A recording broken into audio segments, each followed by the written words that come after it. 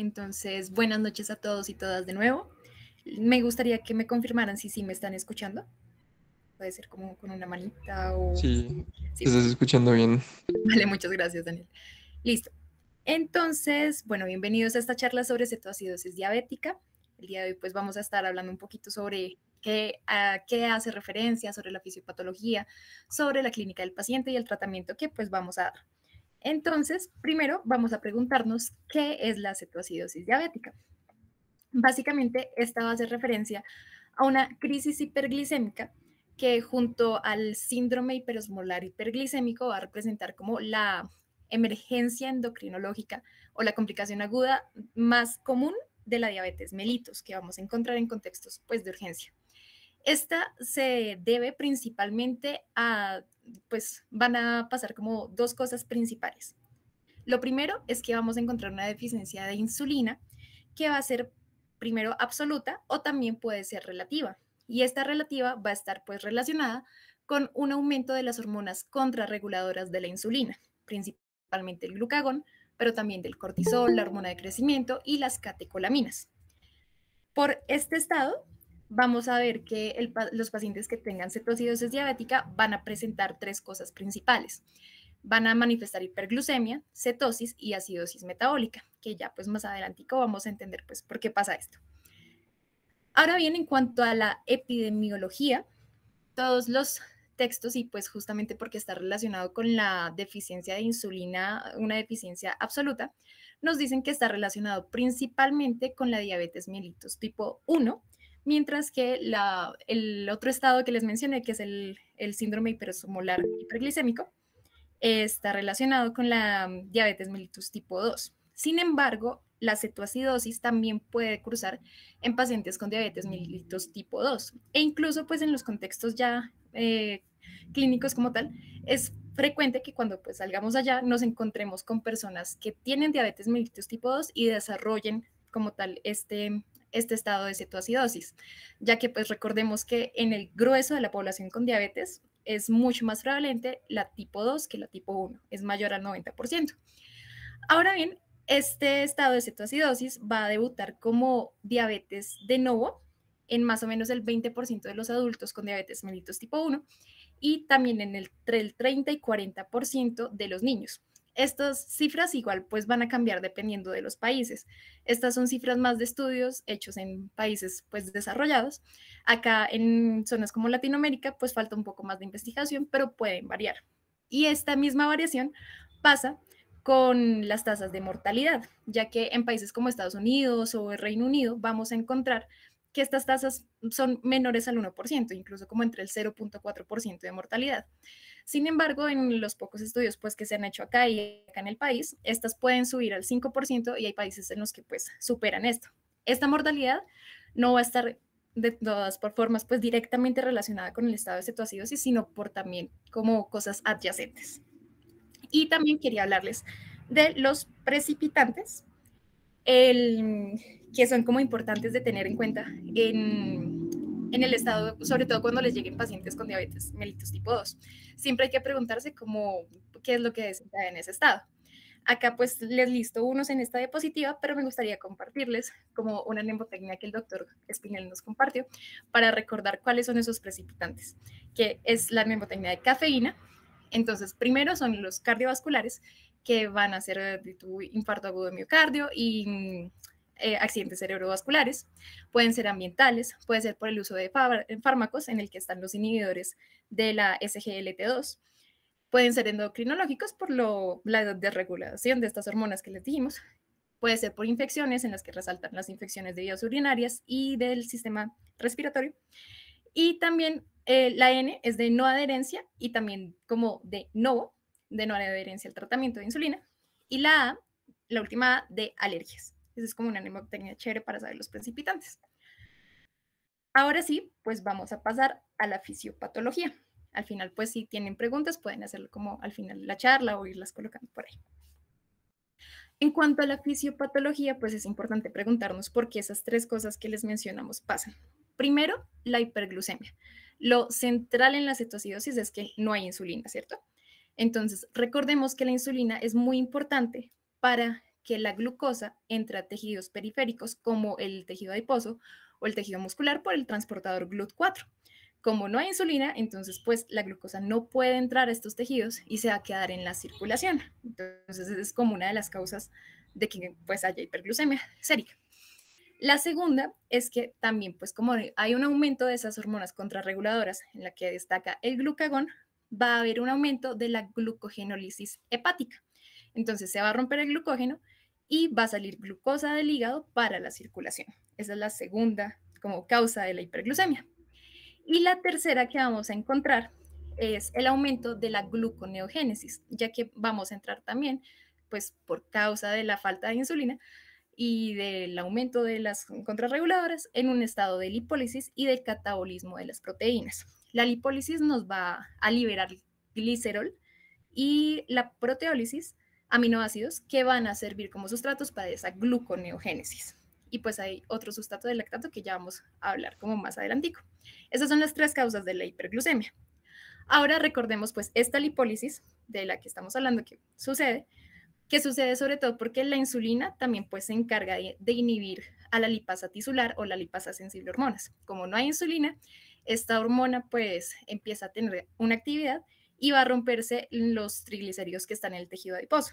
Ahí el glicerol va a ir para la gluconeogénesis y los ácidos grasos van a dirigirse también al hígado, pero entonces para la beta-oxidación de los ácidos grasos.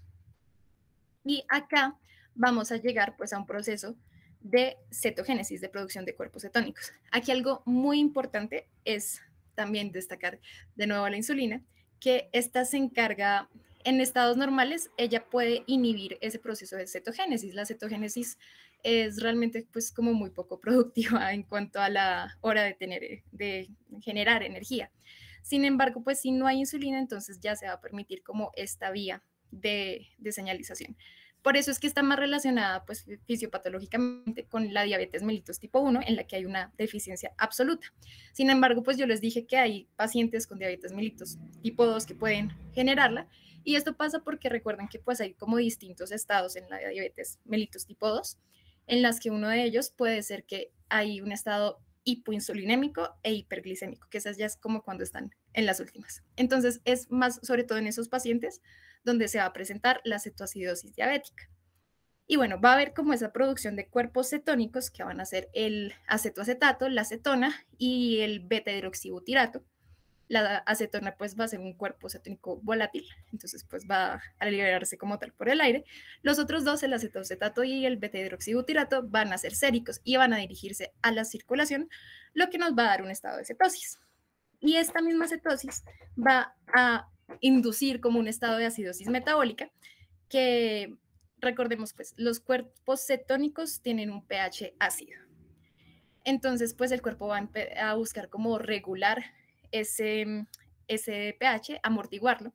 Entonces, el bicarbonato nos va a servir como un buffer, como un amortiguador.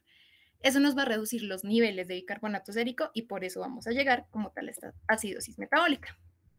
Ya para ir terminando con la fisiopatología, pues tenemos como estas tres consecuencias de la cetoacidosis, como manifestaciones de la cetoacidosis, pero además hay otras dos cosas importantes que mencionar a partir de ellas. Como hay una hiperglucemia, el cuerpo va a empezar a querer como liberar esa glucosa y va a empezar a liberarla por la orina. Lo que pasa es que esa glucosa pues va a arrastrar consigo mucha agua y eso nos va a llevar a un estado, bueno, de diuresis osmótica en la que va a haber deshidratación y eso va a tener consecuencias en el paciente. Va a haber una disminución de la tasa de filtración glomerular y también por esa hidratación va a haber un estado de hipovolemia. Y ese estado de hipovolemia pues nos va a traer también, nos va a llevar a un círculo vicioso de hiperglucemia. Aquí les pongo que se incremente, eso también va a hacer que se incremente la hiperglucemia, ya que la hipovolemia va a llevar a un estado de hipoperfusión en la que los tejidos pues van a necesitar a requerir energía, a buscar otras vías de señalización. Entonces van a recurrir a la glucólisis anaeróbica, en la que pues vamos a tener como producto el lactato. Y el lactato es como ese tercer sustrato de la gluconeogénesis que hablamos, junto al glicerol y a los aminoácidos. Entonces, pues eso nos va a incrementar como ese estado de hiperglucemia. Y además también vamos a presentar que los pacientes con este estado van a tener una alteración electrolítica, porque la insulina, que pues es muy protagónica, también se encarga de pues ayudar al funcionamiento de la bomba sodio-potasio ATPasa, que básicamente pues se encarga de entrar el sodio en contra del gradiente de concentración y bueno, entrar el potasio, disculpen, entrar el potasio. Ahora, pues como no hay insulina, esta bomba pues no va a funcionar bien y el potasio va a empezar a salir de la célula por el gradiente de concentración y eso va a hacer que se disminuya el potasio intracelular y pues que aumente el potasio extracelular. Además, como recordemos que estamos en un estado de acidosis y que en el que está respondiendo pues el bicarbonato sérico y eso pues también va a haber un mecanismo en el que van a entrar hidrogeniones y van a salir pues iones de potasio de la célula, lo que pues nos va a descompensar más de ese potasio intracelular. Por eso pues pongo estos dos estados del potasio. ¿Qué pasa? Que después de eso, cuando ya pasa eso, ya para terminar, el, como hay un estado de hipovolemia, la hipovolemia también va a, como a activar a la renina y va a activarnos pues el eje de renina, angiotensina, aldosterona. Y la aldosterona, recordemos, pues lo que hace es como intentar mantener los niveles de sodio y eso lo hace liberando potasio, secretando potasio, entonces nos va a salir potasio por la orina y eso va a terminar en una disminución del potasio corporal total. Y esto es muy importante tenerlo en cuenta, pues en el momento en el que lleguen los pacientes en este estado. Ya vamos a pasar a la clínica. Buenas noches. Entonces acá tenemos la clínica del paciente, que es lo que esperamos encontrar ya sea en consulta o en el servicio de urgencias. Entonces, siguiente, por favor. Bueno, tener en cuenta que la cetoacidosis diabética pues va a ser de evolución muy rápida, de simplemente algunas horas. Y bueno, los síntomas que va a presentar el paciente son principalmente las 3P, que es poliuria, polidipsia y polifagia. Por los niveles altos de azúcar en sangre va a presentar náuseas y producto de las náuseas puede presentar emesis. Va a tener un dolor abdominal difuso, astenia, debilidad y, bueno, finalmente pérdida de peso. Esto debido a dos razones fundamentales. La primera es el estado de deshidratación en el que se va a encontrar la persona, ya que en promedio puede perder de 5 a 10 litros de líquido corporal, lo que se ha reflejado en una pérdida de peso. Y el otro motivo, bueno, como ya lo mencionó mi compañera en la fisiopatología, es por los problemas de la insulina. Bueno, en cuanto a la exploración física, los signos que vamos a encontrar, bueno, los primeros, los más importantes, los signos vitales. Va a ser un paciente que se va a encontrar en un estado taquicárdico, producto de eso puede presentar arritmias cardíacas, la respiración se va a encontrar aumentada, va a tener taquipnea y asociado respiración de Kussmaul. Va a estar hipotenso y finalmente con hipotermia, aunque dependiendo de la causa que esté desencadenando esta cetoacidosis diabética, puede presentar una temperatura normal, producto de una infección que le eleva pues un poco la temperatura, pero también puede presentar hipotermia. El aliento frutado es importante por la liberación de cetonas, va a dar pues, olor característico.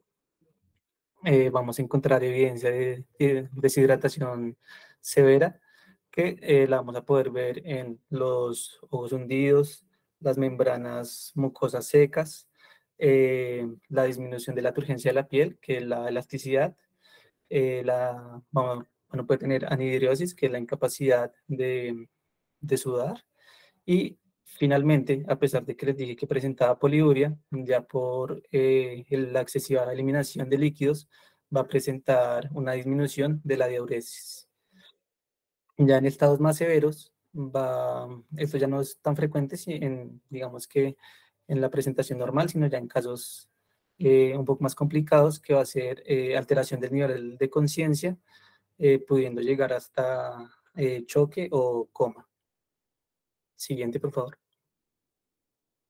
Bueno, acá un esquema ya de lo que les acabé de mencionar, donde podemos ver por sistemas los síntomas y signos que va a presentar la persona. De pronto acá me faltó únicamente mencionarles la visión borrosa que puede presentar el paciente y, bueno, el paciente ya con alteración de conciencia pues va a estar en un estado letárgico y de estupor. Siguiente, por favor. Bueno, entonces, ahora ya partiendo de la anamnesis y del examen físico que le hayamos realizado al paciente, nos vamos a apoyar en los exámenes de laboratorio. En estos son tres principalmente que nos van a guiar pues en el diagnóstico, que es el uroanálisis, en donde el rasgo más importante que vamos a encontrar son los cuerpos cetónicos, aunque también podemos encontrar bacterias, lo cual nos puede ir encaminando hacia la causa de esta cetoacidosis diabética. La glicemia es otro de los valores importantes a tener en cuenta y finalmente los gases arteriales que nos van a indicar pues, que la persona se encuentra en un estado de cetoacidosis. Siguiente, por favor. Bueno, acá les tengo una tabla con los valores que nos van a indicar el nivel o el grado de la severidad de la cetoacidosis diabética, pudiendo ser de leve, moderada o severa. Como marcador importante tenemos el pH arterial, que pues cada vez va a ser más ácido a medida que va aumentando la severidad de la cetoacidosis diabética.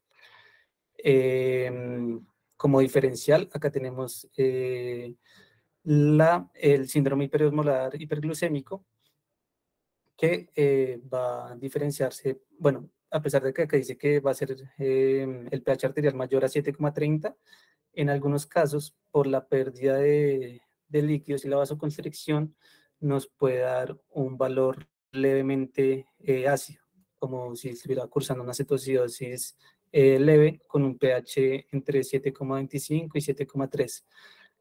Les toca tenerlo en cuenta, que no siempre es mayor a 7,30.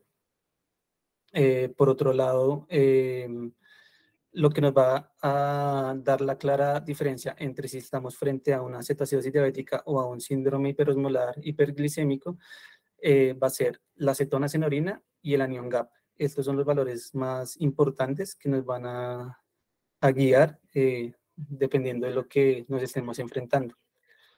Si me regalas la... bueno, acá en la parte de abajo tenemos pues cómo calcular la osmolaridad y el cálculo del anion gap, que realmente es muy sencillo. Para el anion gap simplemente es sumar, al sodio se le resta el cloro y el bicarbonato, esto pues en 1000 equivalentes por litro, y para el cálculo de la osmolaridad va a ser 2 veces la concentración de sodio más la glucosa. Todo esto dividido en 18. Si me regalas la siguiente, por favor. Bueno, acá les pongo los valores normales para que los tengan de referencia del pH arterial, que tiene que estar entre 7,35 y 7,45, el bicarbonato de 22 a 28 mil equivalentes por litro. Las cetonas en orina, normalmente siempre en un paciente normal, las vamos a encontrar por debajo de 0,6 milimoles por litro. El anion gap de 3 a 10 mil equivalentes por litro y la osmolaridad. Siguiente, por favor. Bueno, ya una vez que hayamos establecido esta cetoacidosis diabética, lo que nos tenemos que guiar es en encontrar la causa que nos está desencadenando esta cetoacidosis diabética. Entonces, como mi compañera Laura ya lo mencionó anteriormente, puede ser producto de un trauma, de una cirugía, puede ser de alguna enfermedad orgánica, como una pancreatitis o un infarto agudo de miocardio, puede ser alguna infección, ya sea una infección urinaria, una infección pulmonar, una neumonía. Entonces, dependiendo de la sospecha que nosotros tengamos y del examen clínico del examen físico que le hayamos realizado al paciente, pues vamos a pedir las pruebas complementarias para buscar la causa que nos está desencadenando. Entonces, si sospechamos que es un problema, digamos, del corazón, pues un electrocardiograma. Si pensamos que es trauma, dependiendo de los hallazgos físicos que encontremos, pues vamos a pedir radiografías. Por ejemplo, si pensamos que estamos frente a una pancreatitis, podemos pedir inclusive tomografía. Y si creemos que es una infección, pues tenemos cultivo de orina, de sangre, de esputo, dependiendo de la localización que creamos que tiene como origen esta infección bacteriana. Siguiente. Bueno, y ya finalmente el diagnóstico, entonces ya reuniendo tanto los exámenes de laboratorio, es recordar que ningún examen de laboratorio es diagnóstico, sino que es la suma de la clínica más los laboratorios que hayamos sacado. Siguiente, por favor. Entonces, en la cetoacidosis, digamos que hay una triada que es la hipoglucemia, la acidosis y la cetosis. Estos tres se tienen que cumplir, aunque hay algunos factores como algunos medicamentos como el SGLT2 que nos mencionó Laura, que nos puede encubrir esta hiperglucemia. Entonces, sí o sí, siempre tiene que haber acidosis y cetosis. Y la hiperglucemia puede ser variante dependiendo de otros factores externos que nos estén encubriendo estos niveles de glicemia en sangre. Aquí recordarles lo que ya les mencioné, que ningún examen de laboratorio es diagnóstico, sino que es la clínica más el laboratorio lo que nos va a dar finalmente el diagnóstico. Siguiente, por favor. Bueno, acá algunos diagnósticos diferenciales de la cetoacidosis diabética. Entonces nos encontramos con otras, por ejemplo, cetoacidosis alcohólica o una cetosis por inanición, o como ya le mencioné anteriormente, el síndrome hiperglucémico hiperosmolar en causas orgánicas, pues infarto de miocardio, pancreatitis o traumas. En cuanto a toxicología, pues ya sea por metanol, algunos medicamentos, y importante la literatura, nos indican los salicilatos. O en pacientes que ya son diagnosticados con diabetes, a veces la sobredosis de medicamentos nos va a llevar a estos estados cetoacidóticos. Y finalmente, como les mencioné, cuando hay ya infecciones, sea pues algún tipo de infección que está muy avanzado que puede llegar a sepsis. Siguiente. Bueno, ya ahora nos van a hablar sobre el tratamiento. Listo. Para ir terminando, les voy a hablar rápidamente sobre el tratamiento o el manejo de esta situación. Entonces, consistimos en tres pilares. Siguiente, por favor. El primero es la hidratación del paciente. El paciente nos va a llegar en un estado de deshidratación severo, muchas veces nos va a llegar incluso en choque, entonces lo primero va a ser el manejo con líquidos. Siguiente, por favor. El segundo es que debemos dar una reposición de potasio, porque ya lo hablamos, el paciente de por sí tiene un déficit de potasio. Y el tercer paso o el tercer pilar es el manejo con insulina. Entonces, ¿por qué? El porqué de cada uno. Siguiente, por favor. Entonces, como ya lo dijimos, los líquidos o la hidratación será muy importante porque nos van a restablecer primero la hipovolemia del paciente. Si restablecemos la hipovolemia, entonces esto nos ayudará muchísimo y nos va a resolver estas situaciones. La primera es ese estado de hipoperfusión. El paciente, como está hipoperfundido, nos va a generar más acidosis, entonces esto de un principio nos ayudará a reducir esa acidosis. Además que nos va a mejorar la perfusión renal. Muy importante, controlamos esa hipoperfusión renal, el paciente nos puede hacer falla renal. Y si nos llega a falla renal, pues el paciente se nos complica mucho. Lo segundo es que nos va a disminuir la concentración de hormonas contrarreguladoras, lo que nos va a ayudar en un inicio como a parar esa gluconeogénesis y a disminuir que esa hiperglucemia siga subiendo. Eso con respecto a los líquidos. Lo segundo, el potasio, pues como ya dijimos que se debe, que el paciente de por sí tiene una pérdida sustancial, tiene una pérdida muy grande de potasio, aunque sus niveles séricos a veces puedan salir normales, entonces debemos sí o sí reponerlo. El tercer pilar, que es la insulina, lo necesitamos sí o sí porque los tejidos dependientes de insulina necesitarán volver a trabajar de manera normal. Entonces sí o sí también debemos empezarle la insulina. Sin embargo, bajo ciertas condiciones. Y lo cuarto, que se debe dar durante todo el proceso, es la monitorización continua del paciente. ¿Cómo? Monitorización tanto clínica como de laboratorios. Siguiente, por favor. Entonces empezamos con el manejo de líquidos. Las guías nos dicen que el paciente nos puede llegar en tres estados. En un estado de hipovolemia severa, en un estado de hipovolemia leve o en choque cardiogénico. En el choque cardiogénico, pues el paciente los llegó en un estado demasiado grave. Entonces, su manejo será de líquidos más vasopresores y otras técnicas de manejo que no se tomarán o no hablaremos, no profundizaremos en esta charla. Sin embargo, tendremos en cuenta lo de hipovolemia severa y hipovolemia leve. ¿Cómo definimos las dos? Eso es muy clínico. Que, por ejemplo, el paciente nos llegó con una alteración grave del estado de conciencia, ya estaba orinando mucho y de un momento nos dejó de orinar, ya no orina nada, pues ese paciente puede entrar en hipovolemia severa. Pero de entrada, en general, los pacientes los tratamos como si en un inicio estuvieran con hipovolemia severa. Entonces, ¿qué le administramos para hidratarlo? Le damos solución salina al 0,9%, lo que comúnmente llamamos como solución salina normal. En nuestro medio lo llamamos así. ¿Cuánto lo vamos a administrar? De 15 a 20 mililitros por kilogramo cada hora. Eso en las primeras 2 horas. ¿Que a cuánto equivale esto en un paciente promedio de 70 kilogramos? Más o menos entre 1 a 1,5 litros. Esto debe ser durante las primeras 2 o 3 horas. Y en 4 horas es preferible que no pase de los 3,5 litros. Entonces, una vez ya controlamos de entrada esa deshidratación, ya ayudamos al paciente y una vez pedimos los paraclínicos, lo que nos dicen las guías es que debemos bajar la cantidad de líquidos dependiendo de la cantidad de sodio que tenga el paciente.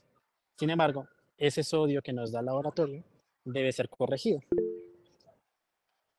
porque debido al estado hiperglucémico, el sodio va a estar como diluido, por así decirlo, ya que sale mucha agua de las células. Entonces necesitaremos hacer esa corrección, ya que en realidad hay más sodio de lo que nos muestra el laboratorio.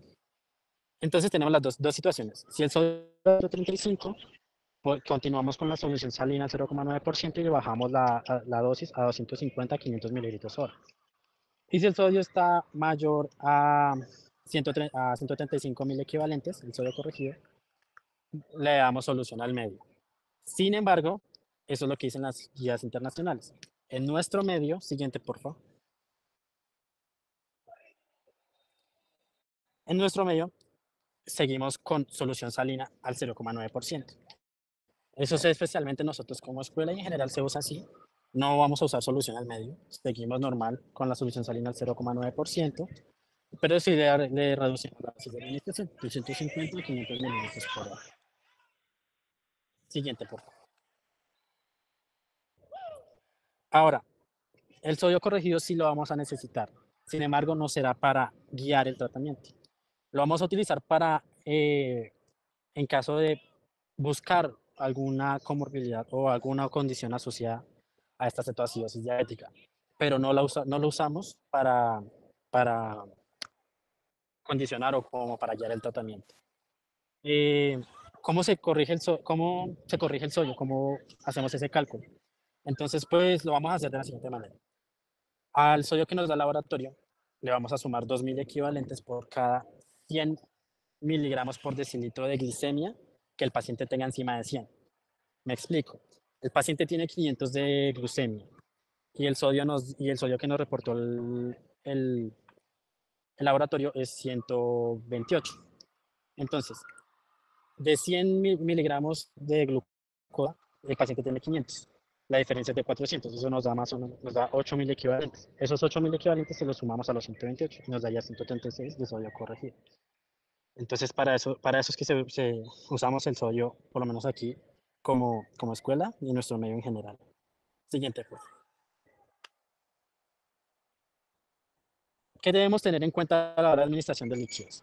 La sola administración de los líquidos o la sola rehidratación nos va a bajar la glicemia. ¿De cuánto? De 35 a 70 miligramos por decilitro cada hora, más o menos, aproximadamente. Y es muy importante que cada hora, eso sí debe ser estricto, que cada hora vamos a medir la glicemia. Y esto será, el siguiente dato es importante, pero más que todo cuando ya iniciamos el manejo con insulina, cuando la glicemia se aproxime a 200, es decir, bajo de 250 miligramos por decilitro y se va aproximando a 200, debemos cambiar la forma de administración de líquidos. ¿Qué dicen las guías? Las guías dicen que debemos administrar dextrosa al 5 o al 10% con solución salina al medio. ¿En cuanto? Entre 120 y 150, perdón, y 250 mililitros por hora. Sin embargo, aquí hay un dato para tener en cuenta que debemos y revisando para clínicos electrolitos, pH arterial, creatinina y BUN cada 2 horas, pero la glicemia sí cada hora. Ahora sí, teniendo en cuenta lo que dije de la glicemia, nuestro medio, pues depende mucho. ¿Por qué? Porque es preferible que podamos seguir administrándole solución salina normal o solución salina al 0,9% por un acceso venoso y el otro, la dextrosa, por otro acceso venoso diferente. Porque esto es en cierta manera más fácil de controlar en caso de que necesitamos más, se nos está dando mucho la glucemia, administrémosle solo dextrosa, pero también mantengamos los líquidos. No, la idea no es dejar los líquidos. Y porque mezclar los dos líquidos nos puede dificultar un poco más como ese control de los niveles de glicemia.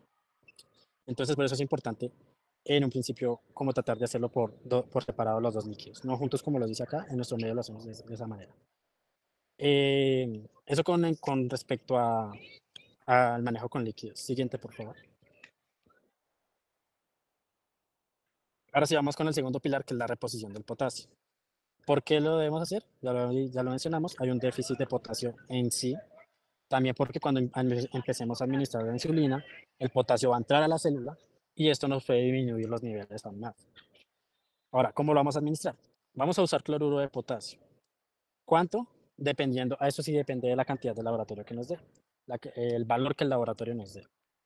Entonces, si es menor a 3.3 mil equivalentes, vamos a administrar de 20 a 40 mil equivalentes hora.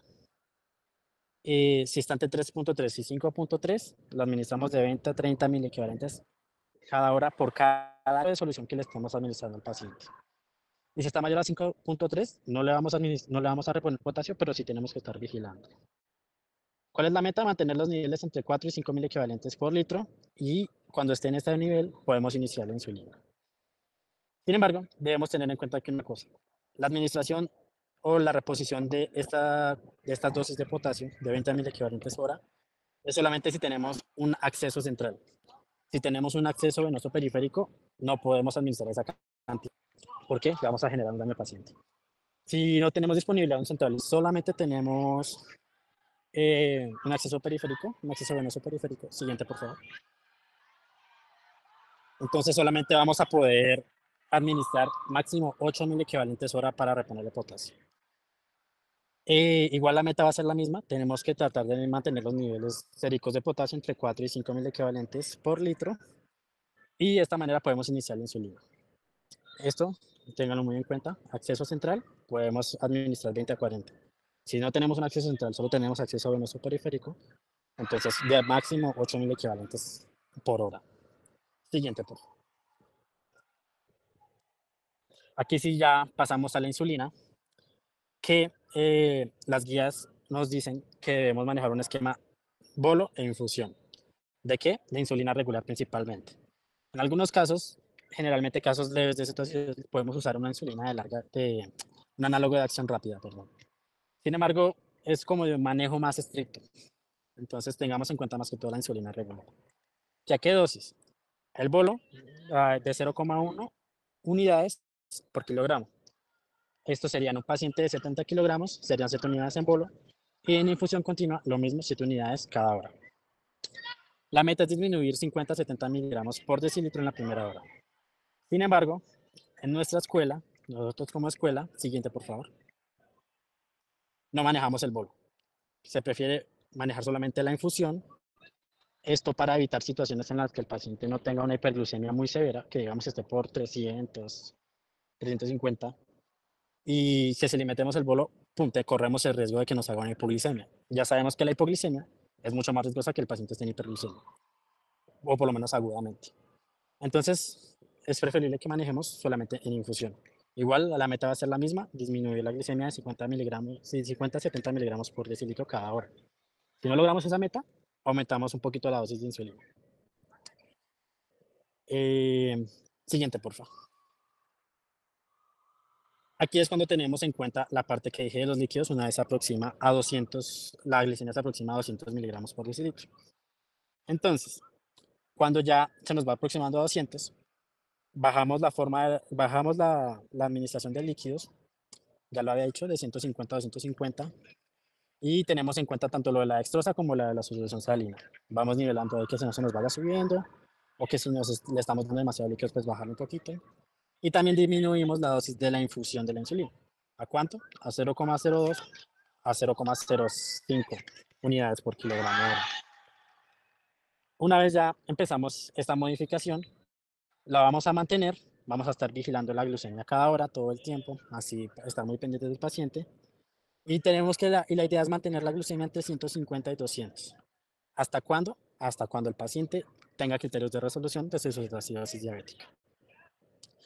Siguiente, por favor. Recalco lo de los parámetros que hay que ir revisando. Siguiente, por favor. Listo. ¿Y cuáles son esos criterios de resolución de la cetoacidosis? Entonces, son 4 principalmente de laboratorio, que son el bicarbonato sérico, que debe estar mayor a 18 milimoles por litro, el pH venoso o arterial, principalmente arterial, manejamos principalmente el arterial. Sin embargo, en algunas situaciones es difícil obtener este pH arterial, entonces el venoso nos puede servir, pero principalmente arterial. En esa diapositiva me equivoqué, pido disculpas. El anion gap es el más importante de todos. Sin el anion gap no está, si cumple los demás criterios, pero no cumple con el anion gap, el paciente no ha salido de su cetoacidosis diabética. Entonces, el anion gap menor a 12.000 equivalentes por litro. Y la glicemia, pues ya debe estar menor a 200. Y muy importante también que el paciente esté consciente y pueda comer. Una vez que el paciente ya cumple con todos esos criterios, ¿qué vamos a hacer? Siguiente, por favor. En ese momento es cuando ya iniciamos un esquema cutáneo de insulina basal bol, que es el esquema que normalmente todos conocemos. Pero sin embargo, no, lo iniciamos, pero no vamos a suspender la infusión todavía. Entonces, la infusión se deja de 2 a 4 horas después incluso de iniciar el esquema subcutáneo. Esto porque si suspendemos la infusión de una vez, corremos el riesgo de que los niveles de insulina se nos bajen demasiado y nos haga una hiperglucemia de rebote y hayamos dañado todo el proceso que llevábamos haciendo. Entonces, es importante mantener la infusión por 2 a 4 horas. Entonces, ¿cómo debemos iniciar este esquema? Depende de cada paciente. Si, por ejemplo, tenemos un paciente en el que se le acabó el medicamento y se descuidó un poco o no le dieron, digamos, no tuvo acceso a los medicamentos, entonces podemos dejarle el esquema con el que ya venía. Pero si es un paciente mal adherente, que le dieron un mal manejo, o es un paciente que es diabético de nuevo, vamos a iniciar con una dosis de 0,5 a 0,8 unidades por kilogramo al día. ¿Y cómo vamos a repartir esa dosis? Vamos al 50% de insulina basal y 50% de insulina en bolos. Los bolos recuerden que son los que van antes de cada comida, entonces lo dividimos en las 3 comidas, y vamos ajustando esa dosis y las cantidades tanto de basal como bolo de acuerdo a glucometrías. Con esto ya habríamos concluido o culminamos el manejo como tal del paciente con cetoacidosis diabética. Y siguiente, porfa. Este sería como el algoritmo de manejo que se encuentra en las guías. Importante, aquí recalcar que no es como secuencial, sino es como transversal. Es decir, en un inicio iniciamos tanto como líquidos como paraclínicos y en algunos procesos podemos iniciar la insulina de una vez. Pero sin embargo, el potasio nos va a condicionar dependiendo de cómo hayamos iniciado. Si no iniciamos insulina y tiene el potasio bajo, no le vamos a iniciar la insulina todavía. Pero si iniciamos insulina sin tener el potasio y una vez nos llega el potasio y nos dicen que está bajo, suspendemos la insulina hasta que repongamos ese potasio. Entonces recuerden, es un proceso transversal, no es un proceso lineal.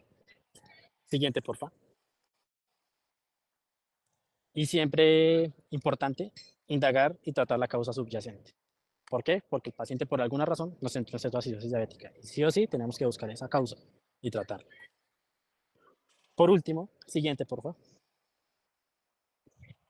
Los mensajes para la casa, muy importante que se lleven de esta charla, que la cetoacidosis diabética se presenta con cetosis, acidosis metabólica e hiperglucemia, que es como la triada clásica. Y recordemos que la hiperglucemia no siempre está presente. Entonces, eso nos desemboca en una deshidratación rápida y gran pérdida de potasio. Muy importante, recuerden, cetoacidosis diabética, pérdida de potasio. Los cuerpos cetónicos y el anion gap son importantes para diferenciar la cetoacidosis diabética del estado hiperosmolar, del estado hiperglucémico hiperosmolar. Y en cetoacidosis diabética es mandatorio la cetosis y la acidosis. Es decir, estos sí o sí van a estar en todo paciente con cetoacidosis diabética. La hiperglucemia sí puede ser variable. Existe una condición que se llama cetoacidosis diabética euglucémica. Entonces, por eso recalcamos que la hiperglucemia no siempre está en todos los pacientes. Los pilares del tratamiento, recordar lo que son de la cetoacidosis son hidratar, potasio e insulina. Esos son los 3 pilares del tratamiento. Y siempre se debe indagar y tratar la causa subyacente que desencadenó la cetoacidosis diabética. En esto recordamos la mnemotecnia cafeína. Muy importante para que la tengan presente cuando estén en prácticas o tengan algún paciente enfrente. Siguiente. Y listo, con esto culminamos la charla. Esperamos que la hayan disfrutado. Y muchísimas gracias por su atención.